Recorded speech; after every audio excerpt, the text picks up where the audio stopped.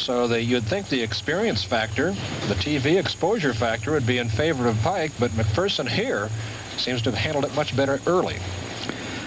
Anne-Marie is, as like I said before, is a very much of a power player, and she likes to hook the ball.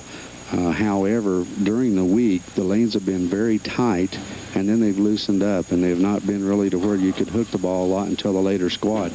Today, I think a lot of the girls come in and thought it was going to be in the same situation, but now the lanes have opened up a little bit. And when we mean open up, in other words, the ball track has dried out a little bit faster today because it's on the TV pairs and we have the lights and everything, and now the ball is hooking a little more, and she's found out that she's had a hard time adjusting to either move in and find some oil or to move out a little bit and get the ball to come back. When she swung the ball to the right, the ball stayed light, just like this time. She's missed another spare. So Anne-Marie, who had the top average here on these two alleys, 15 and 16 at 256, and the second best career TV average among the top 6 finalists, open frames in, 3 of the first 7. Anne-Marie, when you think, Ron, 256, you don't shoot many spares in a 256 average. You're throwing a lot of strikes, and that's where she will tell you she's not a good spare shooter. She throws a lot of strikes, but she hasn't yet. Wendy's come up this time. She's got a big lead.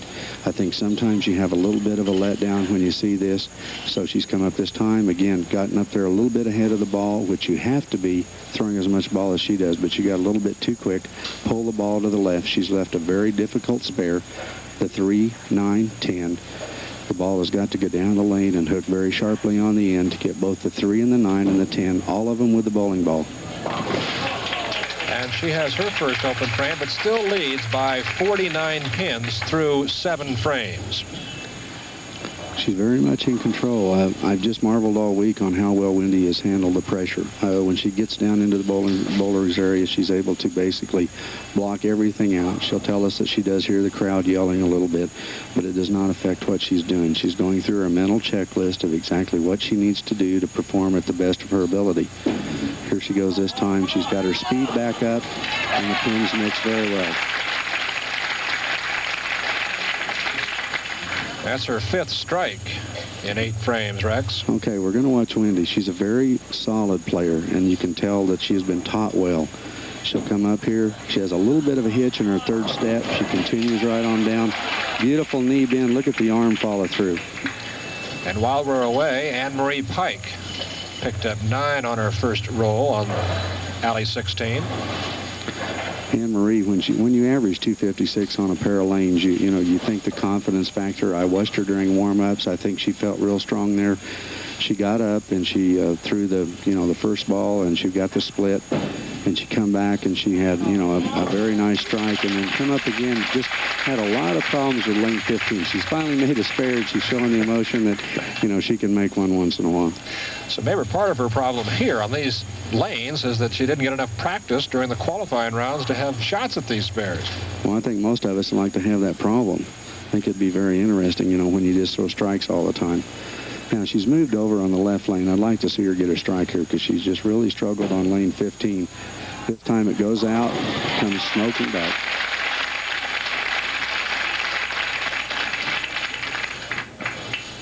She said she bowls better in match play, but it hasn't been the case here today.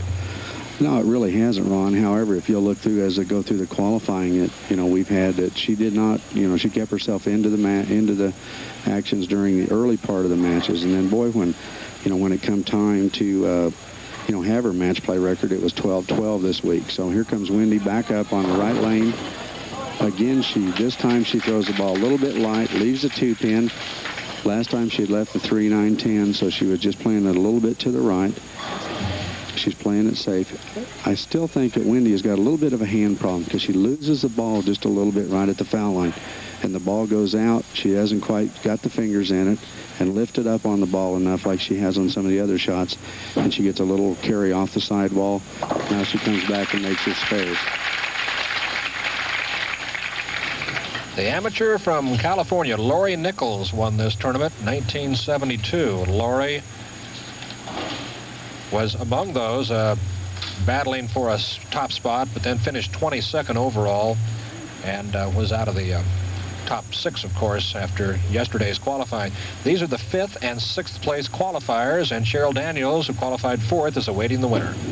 Okay, Wendy's back up over on 15. She's carrying the high and the light hits, and she's been in the pocket.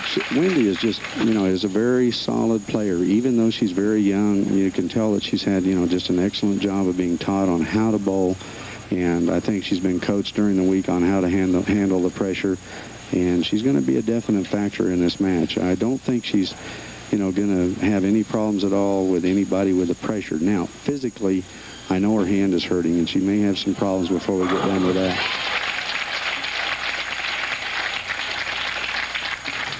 Now she just, I think when you get to this point of it, she's trying to set herself up for the next game. She wants to strike out, show her next opponent, Cheryl Daniels, as she comes up, that she's in control of this pair of lanes. She's made some very excellent shots. On 16, looks to be like it could be either a little bit tighter or she's got some hand problems because she's not quite getting the ball up as strong as on 16 as she does on 15. Now she's going to finish. Goes a ringing 10-10 as the 6 goes around the 10.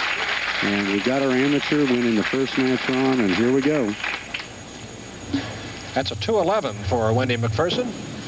And she'll move on to the next round, meeting Cheryl Daniels. Anne-Marie-Pike comes right back with her 2nd straight strike. But those 8 open frames have really cost Anne-Marie here and will eliminate her. She'll have to settle for the $1,900 6th place money. As we come up, and you talk about pressure in professional athletics and everything. Watch Anne-Marie. Now she's real loose. She's relaxed.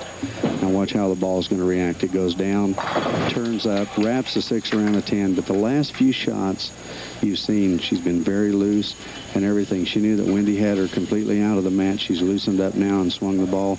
And we're talking about a very prestigious tournament, and this is going to put a lot of pressure on the gals. I think you're going to see that on the TV show today. You're going to see some of them are going to bowl exceptionally well. When they get behind, they're going to have a tendency to really press. So she'll finish at 163, but she needed far better. Her best career TV performance was a 279. She needed close to that today to keep pace with Wendy Macpherson, who will advance to the next round. And Cheryl Daniels is awaiting the winner, and we'll have our interview with Cheryl Daniels when we come back.